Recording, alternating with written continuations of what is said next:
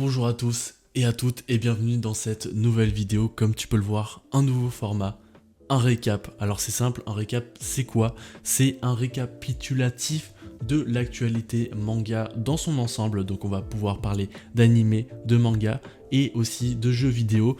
Bref, tout ce qui est autour de la culture du manga. C'est le premier épisode, c'est un épisode pilote. Donc si tu as des commentaires à faire, des commentaires constructifs, n'hésite pas à aller dans la rubrique commentaires pour mettre ce qui va bien, ce qui va pas, ce que je pourrais améliorer. Vraiment, ça va m'aider. S'il y a bien une vidéo où tu dois mettre un commentaire pour m'aider, c'est cette vidéo. Le concept, comme je te l'ai dit, est assez simple. Il y a des actualités. Je vais te les présenter et je vais réagir à ce qui se passe. Puis voilà, moi je compte aussi sur vous, je compte aussi sur votre participation en commentaire pour débattre de l'actualité ensemble et sans transition, directement. One Piece Red, le nouveau film One Piece a été annoncé. Donc comme tu peux le voir avec juste ce petit logo et une date de sortie au Japon qui est le 6 août 2022. Donc on peut sûrement s'attendre à peut-être une sortie fin d'année 2022 pour la France, le Canada, bref, là où tu vis. Donc moi j'attends beaucoup de ce film parce que comme tu peux le voir avec le petit logo, déjà Red ça fait penser forcément à Shanks. Et en plus, les griffures sur le dé font forcément écho aux blessures infligées par Barbe Noire. Donc vraiment, c'est un film que j'attends beaucoup. On va sûrement parler d'un vieillard apparemment, un vieillard très puissant. Donc est-ce que c'est un vieillard déjà dans One Piece? Est-ce que c'est un nouveau personnage? Je ne sais pas, je te laisse la news en description. Mais sans transition, on passe aussi à du One Piece. Donc ça fait un moment que le live action One Piece a été annoncé, mais là, le casting nous a été présenté, on a pu voir Luffy, on a pu voir ensuite, lui c'est Zoro, Nami et Usopp et Sanji, donc que des personnages emblématiques qui ont été annoncés. Il y en a qui aiment, il y en a qui aiment pas. Moi je trouve qu'il y a des personnages qui sont vraiment ressemblants, hein. Usopp, Nami, je trouve que c'est vraiment parfait. Luffy il a l'air un peu teubé, donc je pense que ça va coller au personnage. Dis-moi ce que tu en penses en commentaire. Honnêtement, j'ai hâte de voir ce live action parce que soit ça peut être une catastrophe industrielle, soit ça peut être le meilleur live action au monde. Je sais que Oda participe étroitement à la sortie de ce live action et en plus c'est fait en collaboration, comme tu le vois, avec One Piece. À voir ce que ça donne. En tout cas, l'équipage passe du bon temps ensemble, hein, comme tu peux le voir. Ils font connaissance. Voilà, j'espère qu'il y a une amitié qui va se créer entre chacun des personnages parce que vraiment, quand on est un Mugiwara, on est à la vie, à la mort des amis. Yomotsu Egi, le royaume des morts. C'est tout simplement le nouveau manga de Masasumi Kakizaki, rien d'autre que l'auteur de Rainbow, Bestarius et Green Blood. Un auteur vraiment très apprécié. Moi de cet auteur j'ai uniquement lu Green Blood que j'avais adoré à l'époque, un manga un peu sur les cowboys, et j'ai acheté les premiers tomes de Rainbow qu'il faudrait vraiment que je commence. Faudrait que je commence à lire les mangas que j'achète parce que ils s'empilent. Comme tu peux le voir ici, là c'est une partie de ma pile à lire. Donc voilà, j'ai beaucoup de mangas à lire. Bref, c'est pas l'actualité. Moi je vais te parler de son nouveau manga, donc Yomotsu Egi, le fruit du royaume des morts. Un manga qui parle d'un ex-policier de police dont sa femme et sa fille ont été assassinés par deux individus. Lui, qu'est-ce qu'il va faire? Il va se venger, il va tuer un de ses assassins, il va se retrouver en prison pour ça, évidemment, 18 ans de prison, et lorsqu'il va sortir de la prison, le monde a bien changé, il se passe des choses étranges comme tu peux le voir sur cette figure, hein, une petite inspiration Lovecraftienne, hein, on dirait Cthulhu. Ça sera un manga mensuel, pour l'instant évidemment il n'est pas édité en France parce que il n'y a même pas de quoi faire un tome au Japon, mais si tu veux découvrir le manga, c'est disponible sur Scantrad France. Le premier chapitre, le deuxième chapitre sera sorti lors de cette sortie de vidéo, donc voilà, tu auras les deux premiers chapitres pour te faire une idée. Moi ça m'intéresse énormément et ça me rappelle qu'il faut que je commence Rainbow. Cette news j'en suis sûr que tu ne l'as pas loupé, mais je voulais en parler quand même pour y réagir. Naruto dans Fortnite.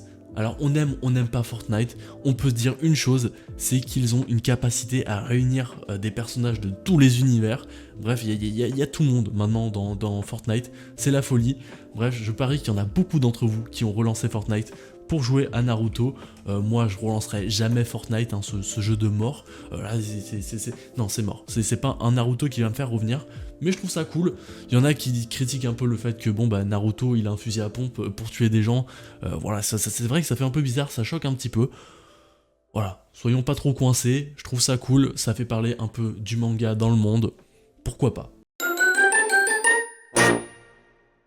Flawed Almighty, c'est le nouveau manga de King Kirby, enfin manga webtoon, je veux dire. King Kirby, je t'en parle parce que j'ai fait une vidéo sur cet auteur, c'est un auteur que j'apprécie énormément, Sweet Home, Bâtard, un des œuvres mythiques dans le monde du webtoon. Il a sorti son nouveau webtoon, donc Flawed Almighty. Je me suis pas du tout spoilé sur le scénario, tu pourrais le lire si tu veux ici, il est en anglais, tout simplement parce que ce n'est toujours pas sorti en français sur webtoon, hein, c'est tout nouveau, il y a 4 épisodes. Je te laisserai faire ton avis si tu sais lire l'anglais. Moi, c'est un auteur que j'apprécie beaucoup, c'est pour ça que je t'en parle aujourd'hui. En ce moment, c'est la folie des coffrets, donc les fêtes de fin d'année arrivent et sous le sapin, je pense qu'il y en a beaucoup qui auront des petits coffrets par-ci par-là, y compris ce coffret de dingue, le coffret de Fire Punch. Regardez-moi ce coffret, un coffret exceptionnel avec l'intégrale, je crois que c'est 8 tomes, le coffret est plutôt dingue, il y aura des petits ex-libris, des petites affiches, mais moi ce qui m'intéresse énormément, si j'avais pas les tomes de Fire Punch, ce serait vraiment ce petit coffret. Voilà, je l'ai vu dans les mains de certains youtubeurs, etc. Il est énorme, vraiment, il est énorme, il prend de la place. Mais voilà, c'est un coffret titanesque pour une œuvre titanesque. Et en parlant de Titans, ça tombe bien puisqu'on va parler de l'attaque des Titans. La saison finale a été annoncée par Crunchyroll, la saison 4.2, on va dire. Elle a été annoncée pour le 9 janvier, c'est-à-dire 3 jours après mon anniversaire, donc n'hésite pas à pourquoi pas te noter ma date d'anniversaire dans ton agenda. Voilà, tu pourras me le souhaiter par exemple sur Twitter, un réseau social de ouf. Tu auras mon lien de mon Twitter évidemment, comme chaque vidéo, en description. Bref, la saison finale de l'attaque des Titans, j'en attends beaucoup. Moi j'ai lu ce qui se passe parce que je lis le manga, mais voilà, il y a des scènes qui sont dingues que j'attends énormément de voir adaptées en animé. Un nouveau jeu Dragon Ball The Breakers. Vraiment, c'est un jeu qui a l'air plutôt sympathique, un jeu au gameplay asymétrique, c'est-à-dire qu'il y aura un grand méchant et 7 autres joueurs. Chaque personnage est contrôlé par des joueurs, évidemment c'est en multijoueur, tu l'auras compris. On va incarner par exemple soit Cell ou soit 7 survivants. 7 survivants dans une map. J'imagine, ça n'a pas été encore trop annoncé, mais j'imagine qu'au niveau du gameplay, les 7 survivants devront se cacher, accomplir des objectifs pour détruire le grand méchant, qui sera soit Cell, soit Freezer, soit Kid Buu. Et j'imagine que le grand méchant, lui, va devoir trouver les survivants et, bien sûr, les empêcher de le détruire. Ça a l'air sympathique, on peut avoir à mon avis des petites capacités qui vont permettre de nous cacher, d'accomplir les objectifs. Voilà, je pense que chaque personnage aura ses petites capacités, comme par exemple le fait d'invoquer une petite capsule. Voilà, celle aussi il aura des capacités pour s'emparer de ses adversaires. On s'imagine, plus il s'empare de ses adversaires, plus il évolue dans sa forme pour au final atteindre la forme finale. Une bêta fermée a été annoncée, c'est un jeu qui sera disponible sur quasiment toutes les plateformes, je crois. On parle de PS4, PS5, Xbox, Series S, Series X et aussi Switch. La sortie du jeu a été annoncée en tout cas pour 2022. Moi j'aime pas trop les gameplays asymétriques parce que souvent il y a un côté plus favorisé que l'autre, un côté aussi plus fun que l'autre. J'imagine quand tu joues le grand méchant, ça peut être soit très cool parce que tu as un sentiment de puissance énorme, soit ça peut être très frustrant parce que jouer contre 7 cerveaux, ça peut être quand même assez fatigant. À voir ce que ça va donner avant de juger. Et voilà, c'est ainsi que se clôture l'actualité, ce petit récap de l'actualité manga. J'espère que ça t'a plu, mais à chaque fin de vidéo, je tiens à dire que je vais partager voilà, une vidéo que tu pourras te mater après ce petit récap. Aujourd'hui, je vais te présenter un podcast, donc le podcast de case en case, et je vais plus particulièrement te parler du podcast Made in Abyss. Est-il trop cruel? Alors, je l'ai écouté. Je connaissais pas Made in Abyss parce que voilà, je voulais me faire un peu une idée voilà, je voulais un peu avoir l'avis de passionnés autour de ce manga.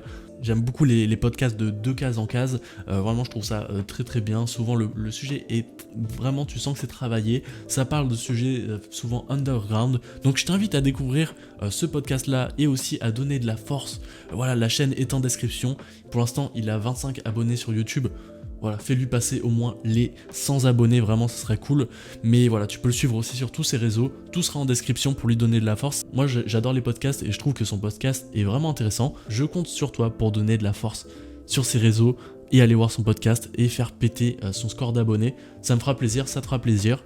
Bref, tout le monde sera content, tout le monde sera heureux. C'est ainsi que se termine la vidéo, un récap. Comme je te l'ai dit, c'est un épisode pilote, donc je compte sur toi pour mettre tes meilleurs commentaires pour améliorer ce format. Moi aussi je vais améliorer, hein, même je vais créer une petite scénographie autour de ces vidéos, un petit branding. Donc voilà, merci d'avoir regardé cette vidéo. C'était un viewer pour un récap.